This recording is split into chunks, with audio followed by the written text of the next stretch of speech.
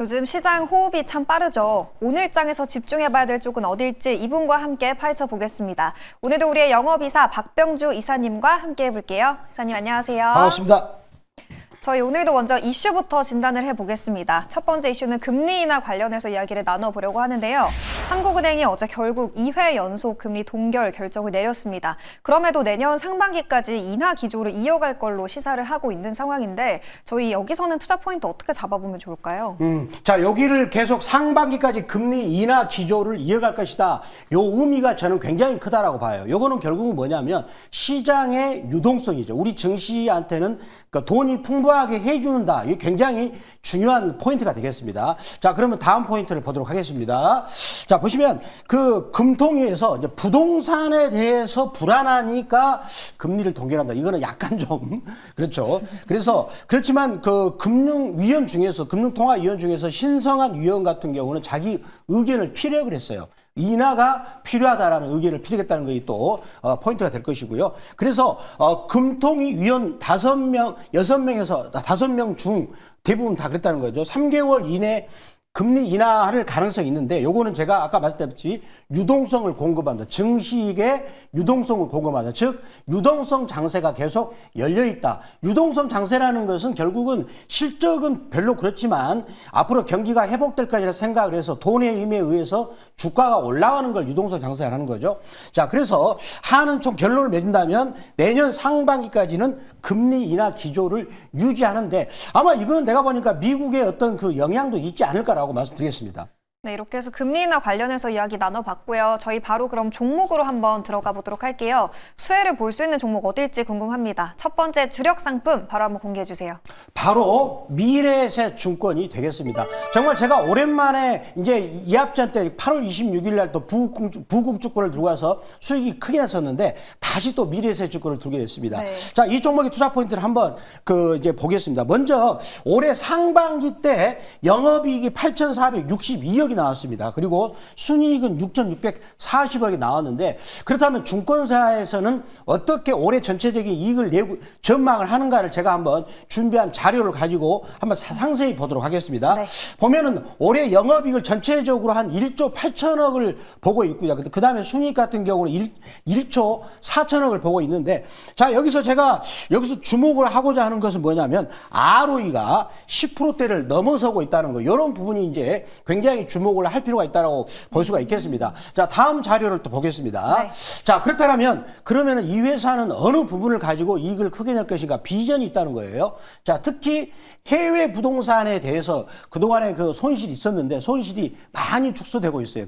그러니까 순이익이 많이 올라가게 되는 것이죠. 그리고 이게 포인트입니다. 자사주가 18.89%가 있어가지고 9월달 정기 국회에 아마 자사주 이슈가 터질 겁니다.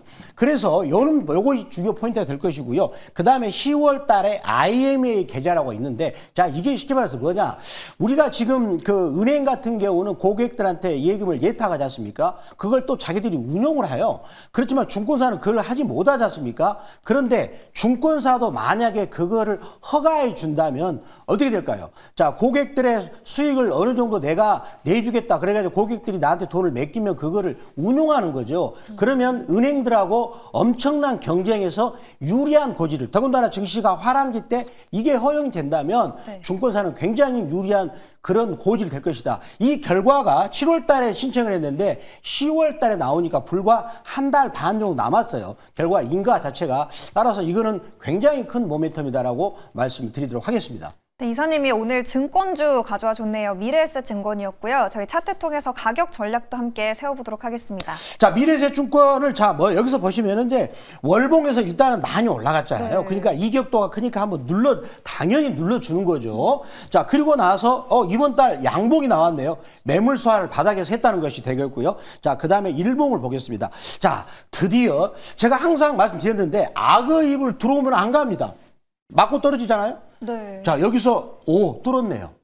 악의 입 뚫었어요. 이제는 뚫었기 때문에 가려고 준비를 하고 있는 것이다라고 말씀을 드리도록 하겠습니다. 네, 한동안 증권주 조정이 나왔었는데 이제는 다시 매수할 시기가 돌아왔다라는 진단이었고요. 가격 전략 어떻게 세워볼까요? 가격 전략은 제가 매수가는 19,000원 범위에서 할 것이고 매수가 안 될 걸 감안해서 시초가까지도 말씀드리겠고요. 1차 목표가는 7% 이익권인 25,550원, 그리고 2차 목표가는 15% 이익권인 22,000원, 그리고 손절가는 13,000원 말씀드리도록 하겠습니다. 네, 오늘의 종목 미래에셋 증권이었고요. 저희가 최근에 다른 증권주 종목을 편입한 적이 있었죠. 바로 8월 26일에 매수했던 부국증권이었는데요. 어제장에서 15% 급등하면서 1차 목표가 61,300원, 그리고 2차 목표가 65,300원까지 이틀 만에 바로 달성을 해줬습니다. 수익률은 최고가 기준으로 19%를 기록하고 있는데요. 이 미국의 금리 인하 가능성, 그리고 자사주 소각 의무화 법안에 대한 논의까지 겹치면서 어제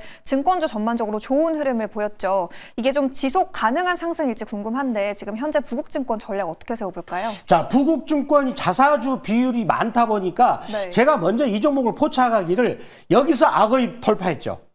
악의 입속으로 들어가지고 안 가잖아요. 돌파하고 나서 눌림목 요 자리에서 여기서 저희가 아침에 들고 왔어요. 맞아요. 그렇다면 좀 우리 방송을 자주 보신 분들은 악의 입을 안 깨면서 눌림목 샀겠죠. 바로 어제 제가 말씀드리자마자 바로 이틀 후에 21%까지 고점에 올라갔습니다. 네. 그래서 이제는 본격적으로 이 입을 쫙 벌리고 있기 때문에 눌러주면 들어가도 되지 않을까. 그래서 이 종목이 증권주의 선도주적인 역할을 했어요. 따라서 다른 이제 증권주들도 덩달아서 올라가지 않을까. 그래서 오늘 제가 미래에셋 증권 들고 온 이유가 되지 않을까 말씀드립니다. 시장님, 그럼 부국증권 3차 목표가 얼마로 설정해 볼까요? 3차 목표가는 여기를 살짝 뚫은 지점이죠. 네. 저는 일단 3차 목표가를 제가 68,000원을 제시하면서 계속 한번 관찰하도록 하겠습니다. 네, 부국증권 다음 목표가는 68,000원까지 상향해서 설정해 보도록 하겠습니다. 이제 두 번째 이슈로 한번 들어가 보도록 할게요. 두 번째 관련해서 비슷한 흐름으로 이야기 나눠보려고 하는데요. 이 3차 상법 개정 강행 움직임에 자사주 의무 소각 수혜주 뜬다라고 가져와 주셨고요. 저희는 그래서 관련 수혜주를 미리 좀 편입을 많이 하고 있었잖아요. 지금은 어떤 투자 중심 잡아봐야 될까요? 자, 이 지금 자사주의 소각에 대한 이 소각을 의무화시키는 것에 대한 법안을 지금 민주당에서 9월 정기국회에 통과될 것을 예고를 하고 있어요. 물론 그렇게 하게 되면 대주주들한테는 압박이 가하니까 배임에 관한 그런 어떤 처벌 규정을 약간 완화시키는 협상안도 제시하고 있는데, 자, 그럼 구체적인 내용을 보도록 하겠습니다. 어떻게 네. 움직이고 있나? 보니까 어제 말이죠. 지금 현재 보니까 자사주를 많이 갖고 온 회사들, 인포바인, 주가가 진짜 많이 갔습니다. 거의 안 빠지고 유지하고 있어요. 그 다음에 신영증권 어제 강세를 보였었고요. 부국증권도 어제 역시 자사주 비중이 높은 회사들이 어제 8월 말에 강세를 보였다라는 것들은 이제 9월 달 정기국회에 이제 자사주 법안이 통과될 것을 예상을 하고 먼저 움직이지 않을까 보고 있고요. 자, 그런데 요것이 이제 9월 달 정기국회 자사주를 법안을 요걸 통과될 예정인데, 만약에 이거를 민주당에서 예고를 했었는데 그동안에 그 2달 전부터 계속 예고를 했단 말이죠.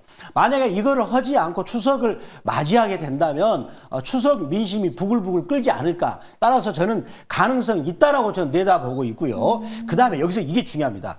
LG그룹 같은 경우는 우리나라 기업들 중에서 굉장히 보수적입니다. 그러니까 그동안에 어떤 그 주주환원 정책을 굉장히 소외하고 별로 적극적으로 취하지 않았었는데, 놀랍게도 자사주를 2,500억 원어치, 약 수량으로는 302만 주입니다. 그리고 그것을 올해 9월 4일 날 전격적으로 소각을 시켜버린다. 그런 결정을 했어요. 알아서 여기에서 이런 거 했다는 것은 지금 대세는 자사주 소각으로 갈 수밖에 없는 것을 인정하고 있는 거다. 저는 중요한 징표라고 보고 있고요. 또 더군다나 1,500억을 중간 배당을 하겠다. 즉 주주환원 정책을 합류를 한다. LG 같은 여기는 굉장히 이런 흐름을 잘 판단하는 대기업인데 아마 결국은 대세는 자사주 소각으로 갈 수밖에 없는 것이다 라고 말씀을 드리도록 하겠습니다. 네, 어제 그래서 LG 상당히 좋은 주가 흐름을 보여줬죠. 지주사 지금 눈여겨봐야 될 땐가 싶은데 두 번째 주력 상품을 이쪽으로 가져와 주셨더라고요. 두 번째 종목 어디 보면 될까요? 제가 그래서 거기 흐름 맞춰가지고 자, 롯데 지주를 준비를 하게 됐습니다. 네. 자, 롯데 지주 같은 경우도 굉장히 자기 자회사가 비상장 자회사들이 굉장히 좋은 회사들이 많습니다. 자, 그러면 이 회사의 투자 지표를 실적 지표를 보겠습니다. 올해 상반기 때 매출액이 7조 6,284억이었고요. 영업이익이 1,602억으로 이제 결정이 됐고요. 자, 그다음에 구체적으로 다음 지표를 보겠습니다. 그러면 올해보다도 내년이 어떻게 되는가? 매출액은 전체적으로 16조가 될 것이고, 그다음에 영업이익 같은 경우는 4,480억으로 전망이 됩니다. 그리고 지금 순이익이 요 주가가 보면은요. 23년, 24년에 주가가 많이 미끄러지면서 많이 빠졌거든요. 원인이 있었어요.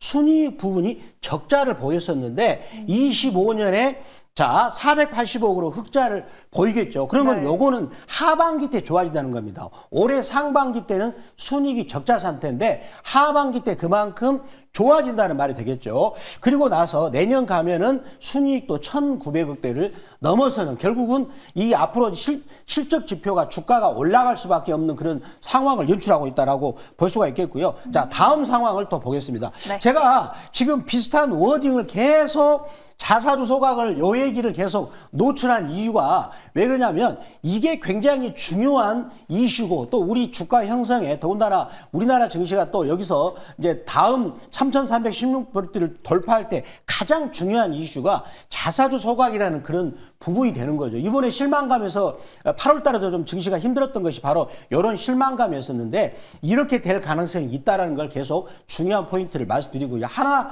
더 보탠다면 배당 분리과세 이것도 굉장히 더 굉장히 중요한 이슈가 될 것이고 그거 나아가서 상속세도 좀 완화해 준다면 금상첨화죠. 그러면 우리 증시는 6,000포인트를 향해서 가지 않을까라고 말씀드리겠습니다. 네, 저희가 이전에 롯데지주를 편입한 적이 있었는데요. 이 자사주 소각에 대한 기대 모멘텀을 한 몸에 안고 있기 때문에 오늘 지주사 그 안에서 롯데지주 다시 재공략해 보도록 하겠습니다. 차트 한번 꼼꼼하게 분석해 주세요, 이사님.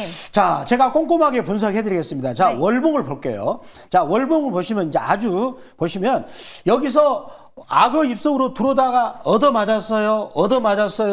자, 요때는 순이익이 적자를 보였죠. 그 다음에 여기서 드디어 거래량을 실으면서 이제 막 벌리고 있는데 한 2달 정도 기간 조정을 했죠. 그리고 나서 보니까 어제 이제 요게 이제 일봉입니다. 일봉이죠. 자, 보시면 이렇게 쉬워요. 악어 입을 잘 알면.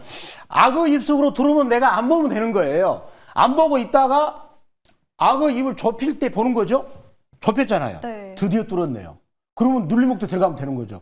그러면 내가 오랫동안 보초병 사가지고 기다리지 않고 편안하게 적절한 시점에서 올라가는 포인트를 잡을 수가 있을 것이고 더군다나 거래량마저 늘어났기 때문에 요 악어입은 물론 악어입이 100% 다 맞는 건 아닙니다. 때로는 들을 때 있지만은 확률은 대단히 높다. 거래량까지 붙어버린다면 그렇게 말씀을 드리도록 하겠습니다. 네, 롯데지주도 이제 볼린저 밴드에 올라탄 기업이었고요. 저희 가격 전략 어떻게 설정해 봐야 돼요? 자, 가격 전략은 자 여기서 윗꼬리를 달렸다는 것은 여기 매물 소화했다는 것이고요. 자, 오늘 만약에 밑으로 살짝 눌러준다면 좋겠어요. 네. 그러면 저는 기다렸다가 오늘 매수 가격을 29,300원, 29,200원 정도 한번 사면 좋을 것 같고 만약에 체결이 안 된다. 그러면 시초가 매수할 것이고요. 자, 1차 목표가는 7% 이익원인 31,300원인데 7% 이익을 10번 거두면 원금이 2배가 됩니다. 그리고 2차 목표가는 33,600원, 15% 이익권입니다. 그리고 손절가는 24,000원 말씀드리겠는데 우리가 지금 부국중공 같은 경우는 불과 이틀 만에 21%가 났어요. 자, 여러분들 15% 이익을 한 달에 계속 5개월만 연속으로 거둔다면 수익이 원금이 2배가 되니까 홈런보다는 안타를 노리시기 바라고 손절가는 24,000원 말씀드리겠습니다. 네, 오늘의 두 번째 주력 상품은 롯데지주였고요. 매수가는 29,300원, 그리고 체결이 안 됐을 시에는 시초가에 진입해 보도록 하겠습니다. 저희가 이 최근에 담고 있는 종목들 포트 안에서 이 최고가를 경신하고 있는 기업들이 줄줄이 나오고 있더라고요. 이제 좀 빛을 발하고 있는 것 같은데 어디로 가면 더 많은 기업에 대한 이야기 또 들어볼 수 있을까요? 제가 지금 MBN골드 무료방송 켜놨고요. 8시 바로 시작할 건데 자, 증권주하고 지주회사가 드디어 돌아왔습니다. 우리 행복한 추석이 지금 한 달 정도 종목 남았습니다. 그런 종목 가지고 말드리겠고, 특히 지금 하나마이크론, PSK, 제가 이 종목들을 MBN 골드 박병주 무료 주식밴드에서 장중에 말씀드렸는데 최근에 수익이 아주 좋습니다. 이렇게 종목을 장중에 문자처럼 바꾸자 하는 분들은 네이버 검색창 N 들어가셔가지고 MBN 골드 박병주 무료 주식밴드라고 검색하셔가지고 글자 같으시면 터치하시면 종목을 받을 수가 있고요. 자, 유튜브 같은 경우는 제가 MBN 골드 박병주라고 검색하셔가지고 아침 8시에 들어오시면 제가 바로 무료 방송에서 넥스트 트레이드 시간에 황금 종목을 말씀드리겠습니다. 네, 이사님이 오늘 증권주 그리고 지주사 쪽에서 종목을 가져와 줬습니다. 미래에셋증권 그리고 롯데지주 오늘 장에서 참고해 보시면 좋을 것 같고요. 저희가 이야기 나눠봤던 투자 포인트 그리고 가격 전략까지 함께 참고해 보시면 좋을 것 같습니다. 저희는 그럼 주말 동안 또 열심히 고민해서 다음 주에 다시 찾아뵙도록 하겠습니다. 함께 해주신 여러분 고맙습니다.